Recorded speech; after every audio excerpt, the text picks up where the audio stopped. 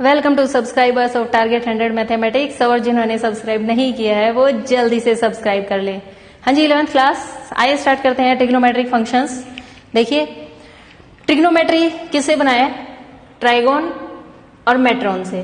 Trigon का क्या मतलब होता है? ट्रायंगल। और मेट्रॉन का मतलब होता है to measure. It means measurement of triangles. Trigonometry जो है वो ट्रायंगल्स की मेजरमेंट से रिलेटेड है। ट्रिग्नोमेट्री का यूज ट्रायंगल्स की साइड्स और एंगल्स को मेजर करने के लिए किया जाता है। और भी बहुत सारी जगह इसका यूज होता है, जैसे इलेक्ट्रिक सर्किट्स को डिजाइन करने के लिए, किसी एटम के स्टेट को डिस्क्राइब करने के लिए, हाइट्स और डिस्टेंसेस से रिलेटेड प्रॉब्लम्स को सोल्व करने के लिए भी। ओके, इस चैप्टर में हम ये सारी बातें सीखेंगे। तो आइए सबसे पहले देखते हैं कि एंगल क्या होता है। 10th क्लास में जो आपने अब तक ट्रिग्नोमेट्री पढ़ी है उसमें आपने ये एंगल वाली टेबल जरूर लर्न की होगी। आपको याद है इसकी शॉर्ट ट्रिक्स क्या होती थी? देखिए, इस टेबल को कैसे बनाते हैं? 0, 1, 2, 3, 4। इस टेबल के लिए बस आपको 4 तक काउंटिंग आनी चाहिए और अंडर रूट के बारे में पता होना चाहिए। अब इन सभी नंबर्स को हमें 4 से डिवाइड करना है। ओके, और फिर इन टर्म्स का क्या लेना है? Under root.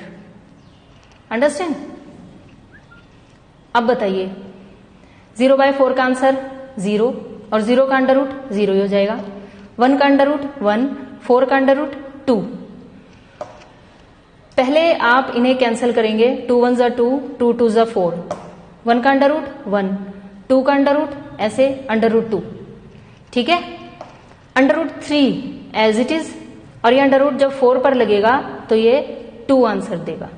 और 4/4 1, 1 का अंडर रूट 1। अंडरस्टैंड?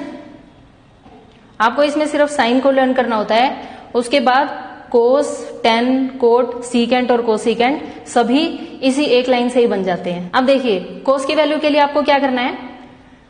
1 जो आपका साइन 90 डिग्री की पोजीशन पर लिखा हुआ है, आपका 1 इधर आ जाएगा। अंडर रूट 3/2 30 डिग्री के नीचे।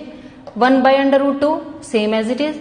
1/2 इधर आ जाएगा और 0 90 के नीचे। ये आपकी कोस की वैल्यूज हो गई।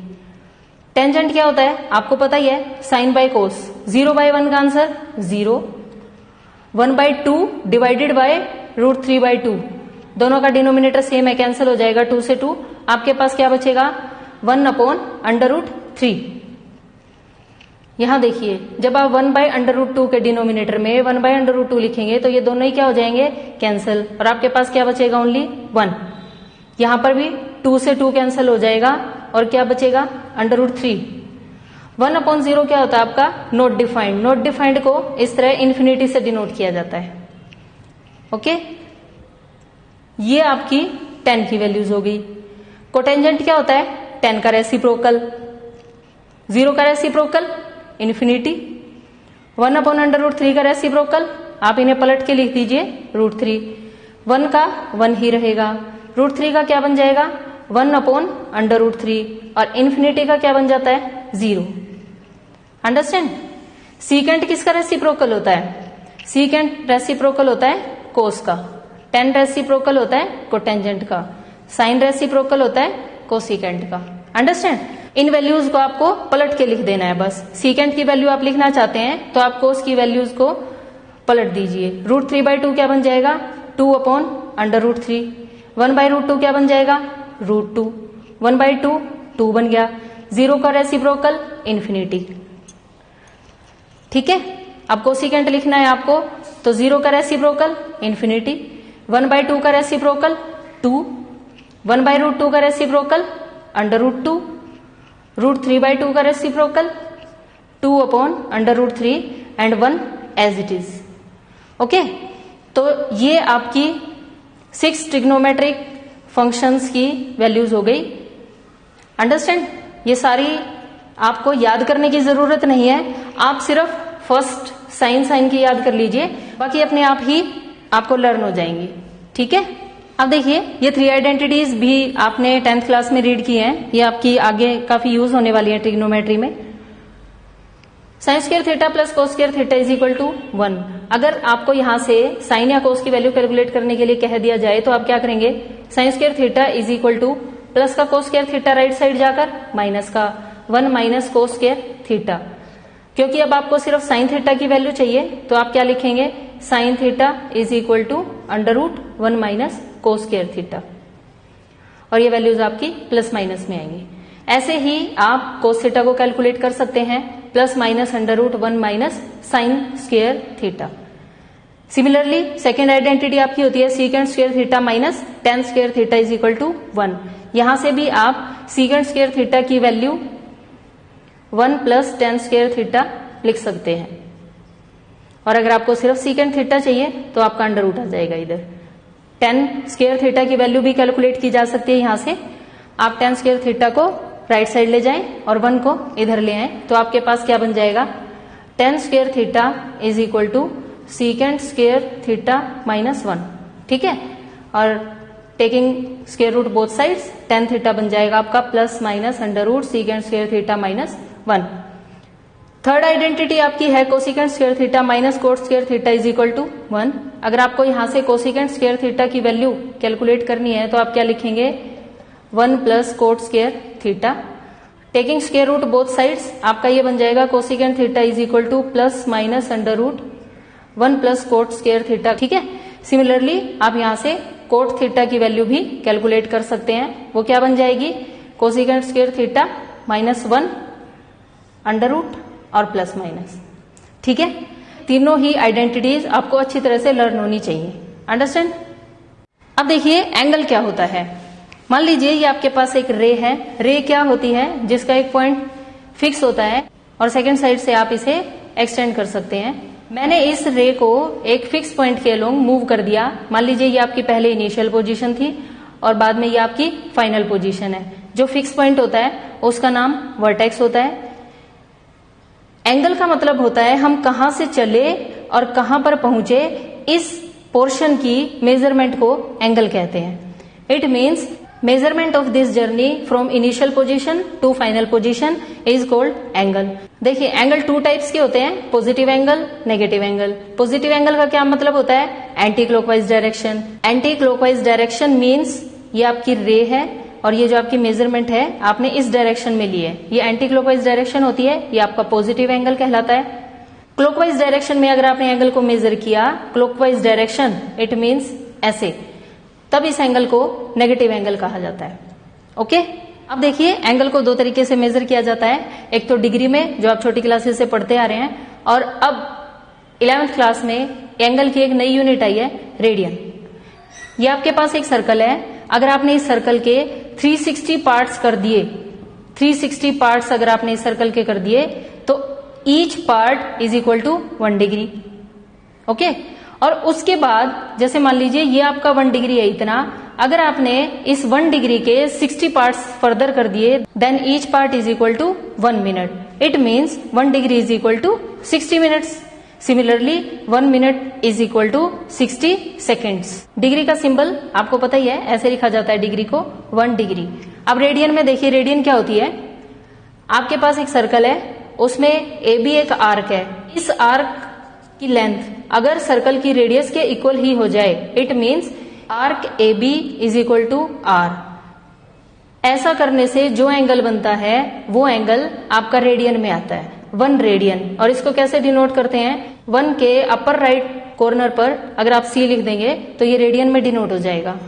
अगर सर्कल की रेडियस सर्कल की आर्क के ही इक्वल बन जाए, उस केस में जो एंगल बनता है वो एंगल आपका 1 रेडियन होता है। ठीक है, आप देखिए जैसे मान लीजिए ये जो आर्क की लेंथ है उसको आपने L मान लिया, रेडियस R होती है, एंगल को थीटा मान लिया, तो थीटा L और R के बीच में ये कनेक्शन होता है। L/R के रूल से आप थीटा को रेडियन में कैलकुलेट कर सकते हैं। अब देखिए हम डिग्री को रेडियन में और रेडियन को डिग्री में कैसे कन्वर्ट करते हैं। 360 डिग्री 2 पाई के इक्वल होता है, 2 मल्टीप्लाई में है, आप इसे डिवाइड में ले आइए। 2 से जब आप 360 को कैंसिल करेंगे तो आपका 180 degree is equal to pi आ जाएगा। 360 degree is equal to 2 pi, so 1 degree is equal to ये नंबर आपका डिवाइड में आ जाएगा। 2 से आप इसे कैंसिल कर देंगे, 2 1 जा 2, 2 1 जा 2, 2 8 जा 16, 0 पाई अपॉन 180 रेडियन। ये आपने 1 डिग्री को रेडियन में चेंज कर दिया। ओके, अगर आपको 1 रेडियन को डिग्री में चेंज करना है तो आप इसका रेसिप्रोकल कर देंगे। It means 1 radian is equal to 180 by pi degree. ये आपका डिग्री में कन्वर्ट हो गया। अंडरस्टैंड। अब देखिए जैसे 25 डिग्री है और आपको इसे रेडियन में कन्वर्ट करना है। डिग्री को रेडियन में कन्वर्ट करने के लिए पाई अपॉन 180 से मल्टीप्लाई की जाएगी, तो हमने 25 मल्टीप्लाई पाई अपॉन 180 कर दिया। अब ये किससे कैंसिल हो जाएगा? 5 से। 5 5 जा 25, 5 3 जा 15, 5 6 जा 30, तो ये आपके पास आ गया 5 पाई अपॉन 36 रेडियन। अब सेकंड पार्ट देखिए, -47 डिग्री 30 मिनट। एंगल आपका नेगेटिव नहीं होता, ये उसकी डायरेक्शन को शो करता है। डायरेक्शन नेगेटिव होने का ये मतलब है कि एंगल को क्लॉकवाइज डायरेक्शन में मेजर किया गया है। ओके, पहले हम इस सारे को डिग्री में कन्वर्ट करेंगे, उसके बाद हम इसे रेडियन में बनाएंगे। अब ये तो आपका इतना पोर्शन तो डिग्री में है ही 47 डिग्री, आपको 30 मिनट के और डिग्री बनाने हैं। इसके लिए आप क्या करेंगे? 60 से डिवाइड। किस लिए डिवाइड करेंगे? क्योंकि अभी अभी हमने ये पढ़ा है 1 डिग्री जो होता है वो 60 मिनट के इक्वल होता है। फिर से अगेन आप यूनिटरी मेथड लगाएंगे तो 1 मिनट की क्या वैल्यू आ जाएगी? 1/60 डिग्री। इट मीन्स मिनट को डिग्री में कन्वर्ट करने के लिए आप उसे 60 से डिवाइड करेंगे। ये आपका डिग्री में कन्वर्ट हो गया, 2 जा 60, तो ये आ गया आपका 1/2 डिग्री। 47 तो आपका एज इट इज था, देखिए अब -47 1/2 डिग्री। ये अब आपका मिक्स फ्रैक्शन में चेंज हो गया। ठीक है, 47 2 जा 94 प्लस 1 95, 95/2 कंप्लीट डिग्री में कन्वर्ट हो गया। अब आप इसे रेडियन में कन्वर्ट करने के लिए पाई अपॉन 180 से मल्टीप्लाई कर देंगे। अब ये आपका 5 से कैंसिल हो जाएगा, 5 1 जा 5, 5 9 जा 45, 5 3 जा 15, 5 6 जा 30। इट मीन्स -19 पाई अपॉन 36 2 जा 72। ये आपका रेडियन में कन्वर्ट हो गया। थर्ड पार्ट में देखिए, 240 डिग्री को आपको रेडियन में कन्वर्ट करना है। 240 मल्टीप्लाई पाई अपॉन 180, 0 से 0 कैंसिल होगी, 6 4 जा 24, 6 3 जा 18। इट मीन्स आपका रेडियन में कन्वर्ट होकर ये एंगल क्या बन गया? 4π/3। फोर्थ पार्ट में 520 डिग्री है, आपको इसे रेडियन में कन्वर्ट करना है, तो आप इसे π/180 से मल्टीप्लाई कर देंगे। 0 से 0 आपकी कैंसिल हो गई, 2 9 जा 18, 2 2 जा 4, 2 6 जा 12। It means 26 pi upon 9 radian. इस तरह से आप अपने डिग्री वाले एंगल को रेडियन में कन्वर्ट करेंगे। अंडरस्टैंड? अब देखिए रेडियंस को डिग्री में कैसे कन्वर्ट करते हैं। -4 रेडियन है जैसे आपके पास, ये आपको इसे डिग्री में कन्वर्ट करना है, तो आप इसे 180/पाई से मल्टीप्लाई कर देंगे। पाई की जगह आपको 22/7 वैल्यू पुट करनी है। आप इसे 2 से कैंसिल करेंगे, 2 1 जा 2, 2 1 जा 2, 2 2 जा 4, 7 2 जा 14, 14 और 180 की multiply 2520 minus as it is upon में 11। ये सारा आपका डिग्री में कन्वर्ट हो गया। लेकिन हम कभी भी डिग्री में कन्वर्ट करते वक्त उसे फ्रैक्शन में नहीं छोड़ते हैं, हम इसको आगे मिनट और सेकेंड्स में कन्वर्ट करेंगे। देखिए कैसे कन्वर्ट होगा। 2520 को आप 11 से डिवाइड करेंगे और इसे मिक्स फ्रैक्शन में चेंज कर देंगे। ये जो आपका फर्स्ट पोर्शन है ये तो आपका डिग्री बन गया, -229 डिग्री। ठीक है, इस फ्रैक्शनल पार्ट को आपको 60 से मल्टीप्लाई करना पड़ेगा ताकि हम इसके मिनट बना सकें। अगेन आप इसे मिक्स फ्रैक्शन में चेंज करेंगे। ये जो 5 है आपका ये मिनट में चेंज हो गया। अब आपके पास एक और फ्रैक्शन में पार्ट आ गया, इसे अगेन मल्टीप्लाई बाय 60, 300/11, फिर से मिक्स फ्रैक्शन में चेंज हो गया। ये वाला जो पार्ट है आपका ये सेकंड को शो करेगा और 3/11 को आप आगे यूज नहीं करेंगे। आपके पास -229 डिग्री 5 मिनट्स एंड 27 सेकेंड्स, ये आपके पास आंसर आ जाएगा। नेक्स्ट क्वेश्चन देखिए, 11/60 रेडियन है, आपको इसे डिग्री में कन्वर्ट करना है, तो आप इसे 180/पाई से मल्टीप्लाई कर देंगे। पाई की जगह क्या वैल्यू पुट की जाएगी? 22/7। 11 से आप इसे कैंसिल करेंगे, 11 2 जा 22, 2 से 2 9 जा 18, 0 एज इट इज, 2 8 जा 16, 2 4 जा 8, 2 5 जा 10। 45 को जब आप 7 से मल्टीप्लाई करेंगे ये आपका 315/8 डिग्री आएगा। लेकिन आगे हमें इसे फर्दर मिनट्स और सेकेंड्स में चेंज करना है, तो डिग्री से हम आगे फर्दर मिनट्स और सेकेंड्स में कैसे कन्वर्ट करेंगे। इसे आपने मिक्स फ्रैक्शन में चेंज कर लिया, ये होल पार्ट आपका डिग्री में आंसर देगा। फ्रैक्शन में जो पार्ट है 3/8, इसे आप 60 से मल्टीप्लाई करेंगे तो मिनट्स बन जाएंगे। 45/2। अगेन आप इसे मिक्स फ्रैक्शन में चेंज करेंगे, ये 22 आपका मिनट्स का आंसर बन जाएगा और ये 1/2 एक और फ्रैक्शन बच गया आपके पास।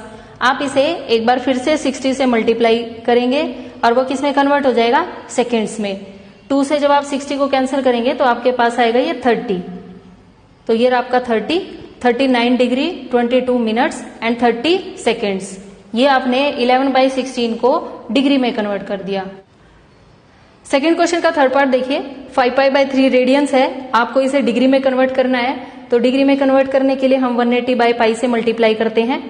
हमने अभी तक जो 2 क्वेश्चन किए उनमें हमने पाई की जगह 22/7 वैल्यू पुट की थी, लेकिन यहां पर जब आपका पाई से पाई डायरेक्ट कैंसिल हो रहा है, आपको वैल्यू पुट करने की कोई नीड नहीं है। 3 1 जा 3, 3 6 जा 18, 0 एज इट इज, 65 जा 300 डिग्री, ये आपका डायरेक्ट आंसर आ जाएगा। ओके, 7π/6 को आप खुद सोल्व करेंगे। और इसी के साथ एक्सरसाइज 3.1 का क्वेश्चन नंबर 1 एंड 2 फिनिश हो गया। इन क्वेश्चंस की आप अच्छी तरह से प्रैक्टिस करेंगे। अगर आपको कोई भी बात समझ में नहीं आई है तो आप कमेंट सेक्शन में मुझे जरूर बताएं। Thanks for watching, have a good day.